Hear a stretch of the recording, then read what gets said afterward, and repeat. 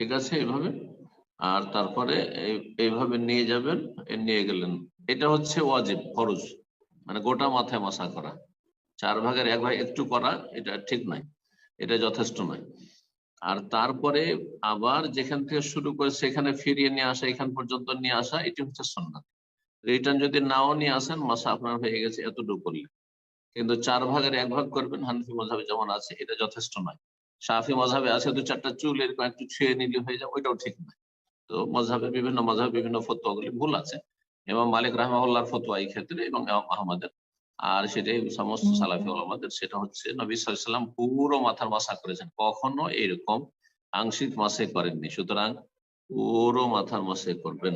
বাদা বে মুকদ্দমে রাসিহি, হাদিস আছে নবী সাল্লাল্লাহু আলাইহি ওয়াসাল্লাম মাথার অগ্রভাগ থেকে শুরু করে, মাথার অগ্রভাগ যেখানে চুল শুরু হয়েছে, কপাল নয়, চুল শুরু হয়েছে। তারপরে সুম্মা যাহাবা বিহিমা ইলা কাফাহু, তারপরে দুটো হাতকে নিয়ে গেলেন, দুটো হাতকে একেবারে নিজের মাথার শেষ প্রান্ত, যেখানে চুল গজানো শেষ হয়েছে আর নরম গোস্ত নরম হয়ে আছে, এই পর্যন্ত, এটা কাফা বলে।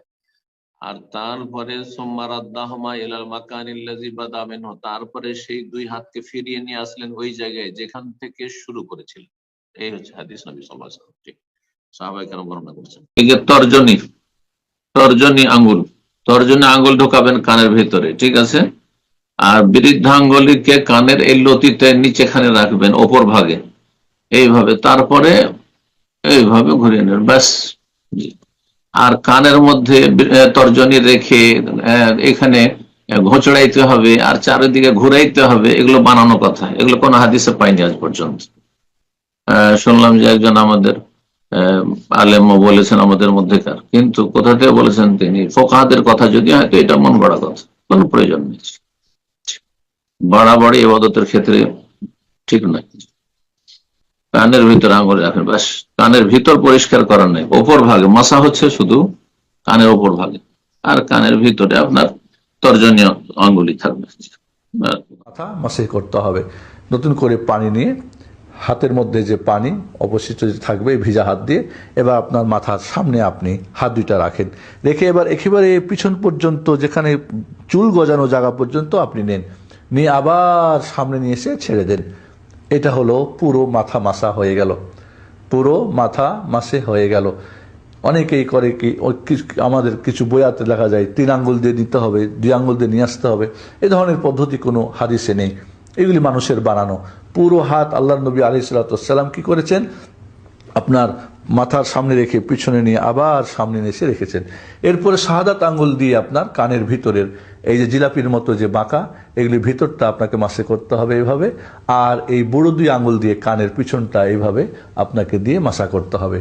এইভাবে কান মাথার অন্তর্ভুক্ত, এটা মনে রাখতে হবে। কান আল উদনানি মিনার রাস, 2 কান মাথার অন্তর্ভুক্ত। মাথা যেরকম মাসা করা ফরজ, ঠিক ওইভাবে কান 2টি মাসা করা কি ফরজ। এবার যখন আপনার মাথা এবং কান মাসে হয়ে গেল, এখানে একটা কথা মনে রাখতে হবে, যদি মাথার মধ্যে মহিলাদের ওড়না পেঁচানো বাঁধা থাকে, খুলতে এবং বাঁধতে কষ্ট হয়, অথবা কোনো হয়তো ক্ষত বা বিক্ষত আছে যেখানে বাঁধা আছে, অথবা যদি পাগড়ি বাঁধা থাকে পুরুষদের, এক্ষেত্রে পাগড়ি খোলার প্রয়োজন নেই। পাগড়ি যদি খোলা থাকে বা ওড়না থাকে, তাহলে 4 ভাগের 1 ভাগ মাথা মাসে করে এরপরে বাকি ওড়নার উপর মাসা করলেও হয়ে যাবে। এভাবে পাগড়িরও একই অবস্থা, যে আপনি 4 ভাগের 1 ভাগ মাথা মাসা করে এরপরে পাগড়ি, অথবা না খুলে পাগড়ি এবং ওড়না, পুরো ওড়না বা পাগড়ির উপরে মাসা যদি করে নেন তবু হয়ে যাবে। মহিলাদের ক্ষেত্রে মাথার চুল গজানো পর্যন্ত হাত বোলাতে হবে, এই না যে তাদের চুল সমস্ত চুলের মাথা পর্যন্ত নিতে হবে, এমন কোনো জরুরি না। এখানে মনে রাখতে হবে যে মাসাজ যেন পুরো মাথাটা হয়, এটা খেয়াল রাখতে হবে। কিন্তু যদি মাথায় পাগড়ি বা ওড়না বাঁধা থাকে, সেক্ষেত্রে 4 ভাগের 1 ভাগ মাসে করে নিয়ে বাকিটা পাগড়ি বা ওড়নার উপরে করলে তখন যথেষ্ট হবে। নর্মাল অবস্থায় 4 ভাগের 1 ভাগ করলে মাথা মাসে যথেষ্ট হবে না। আল্লাহ রাব্বুল আলামিন বলছেন ওয়ামসাহু বিরুউসিকুম, তোমাদের মাথা মাসে করো। এবং এই মাসার কিভাবে করতে হয় সেটা মুহাম্মদুর রাসূলুল্লাহ সাল্লাল্লাহু আলাইহি ওয়াসাল্লাম আমাদেরকে শিখিয়ে দিয়েছেন। হাতটা ভিজিয়ে নিয়ে মাথার আলগা করতে হবে। কী করতে হবে? তারপরে এই হাত এই কপালে উপরে রাখতে হবে, এইভাবে সামনে রেখে এটা একদম ঘাড় পর্যন্ত নিয়ে যাবে।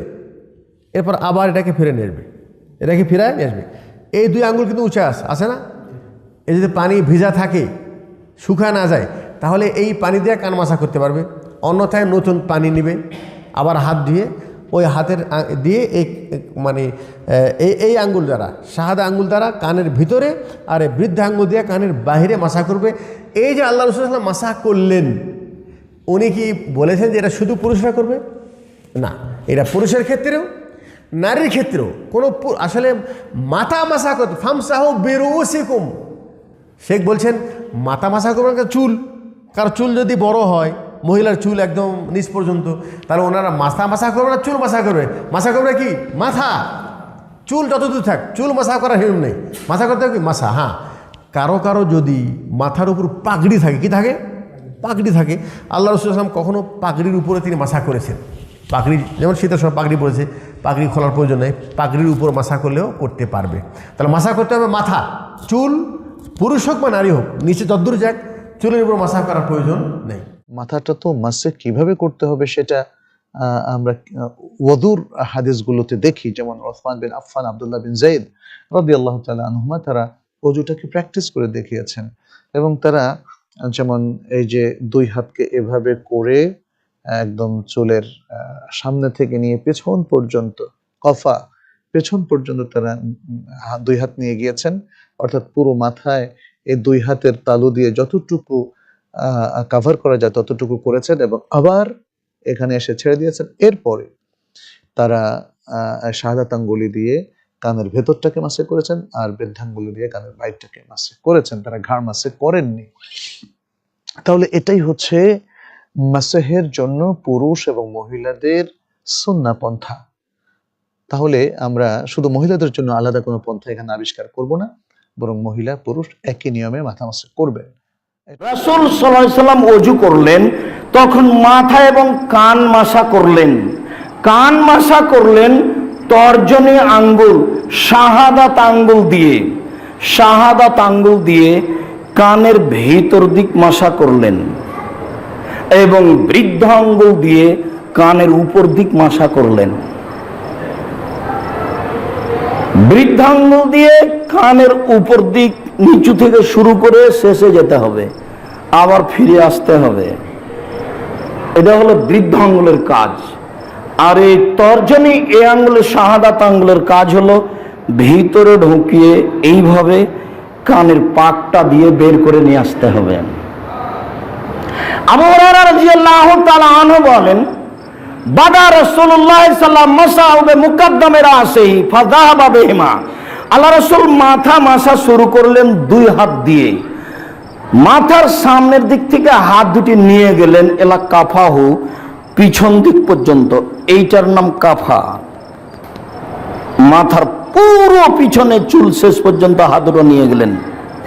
ওয়া রাদ্দাহুমা ইলাল মাকান আল্লাযী বাদা মিনহু, তারপর হাত দুটি ফিরিয়ে নিয়ে আসলেন যেখানে আরম্ভ করেছিলেন।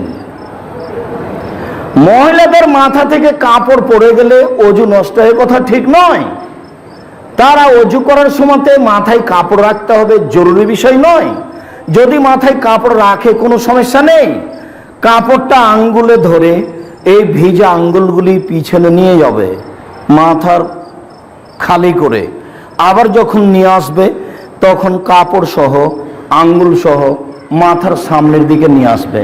সম্মানিত মসজিদের মুসল্লি, আপনাকে ওযুর নিয়ম স্বাভাবিকভাবে বলার চেষ্টা করছিলাম। একবার পানি নিয়ে পুরা মাথাটা মাসাজ করা, প্রথমে এইভাবে চুলের গোড়া থেকে শুরু করে পিছনের দিকে নিয়ে একেবারে পিছনে যে পর্যন্ত চুল আছে ওই পর্যন্ত, আবার এটাকে পিছনের দিক থেকে সামনে নিয়ে আসা। বাস মাথার উপরের অংশ মাসে হয়ে গেল। শাহাদাত আঙ্গুল দিয়ে একসাথে এখানে ভিতরের যেই যতগুলো বাজ আছে সবগুলো বাজে একসাথে এগুলো মাসে করে দেওয়া, আর বৃদ্ধাঙ্গুলি দিয়ে কানের উপরে একসাথে কানের উপরে অংশকে মাসে করে দেওয়া। এখানে কোনো আলুল আলম বলছেন যে কান মাসে করার জন্য আলাদা পানি নেওয়া, তবে অধিকাংশ আলুল আলমদের মত কান মাসে করার জন্য আলাদা পানি নেওয়া দরকার নেই। একবার পানি নিয়ে মাথা মাসে এবং কান মাসে করে দিবে, দরকার নেই। অজুতে মাথা এবং কান মাসা করার পদ্ধতি কি রকম বৃদ্ধাঙ্গুলি এবং শাহাদাত আলাদা রাখতে হবে নাকি সব আঙ্গুল দিয়ে মাথা মাসাহ করার পর কান মাসাহ করতে হবে? জানি না প্রশ্নটা দেখুন, যদি যে প্রশ্ন করেছেন কিভাবে আপনি কান মাসাহ করবেন আর মাথা মাসাহ করবেন। পানি নেবেন, পানি নিয়ে পানিটা ফেলে দেবেন ঝেড়ে, তারপরে নিচের আঙ্গুলগুলো দিয়ে কপালে যেখানে চুল আপনার প্রথম গজিয়েছে সেখান থেকে নিয়ে এইভাবে পেছন দিকে নিয়ে যাবেন। মেয়েরা এই ঘাড় পর্যন্ত নিয়ে যাবে, তার চুল যদি পিঠে মানে ছাড়া থাকে তো সেই সমস্ত চুলকে যে মাসাজ করতে হবে তা নয়, এই ঘাড় পর্যন্ত। তারপরে হাত উল্টে যাবে, আসার সময়ে আপনার বুড়ো আঙ্গুল আর আপনার এই দিকে হয়ে যাবে, পেছন দিকে হয়ে যাবে। তারপরে আবার সামনে এসে যেখানে চুল গজানো শেষ সেখানে শেষ করতে হবে। তারপরে ওই পানিতেই শাহাদাতের আঙ্গুল যাকে বলছেন কানের আঙ্গুলে ঢুকিয়ে দেবেন। এইভাবে কানের আঙ্গুলে ঢুকিয়ে দিয়ে এইভাবে ভাঁজে ভাঁজে ভাঁজে ভাঁজে নিয়ে এসে এই পর্যন্ত, তারপরে বুড়ো আঙ্গুল দিয়ে কানের পিঠটাকে মাসাজ করবে। শেষকালে বুড়ো আঙ্গুলটা দিয়ে পিঠের কানের পিঠটাকে মাসাজ করবেন, তাহলে সঠিক মাসাজ হয়ে যাবে। মাথা মাসার সাথে কান মাসাজ করবেন, আলাদা পানি নেওয়ার দরকার হবে না।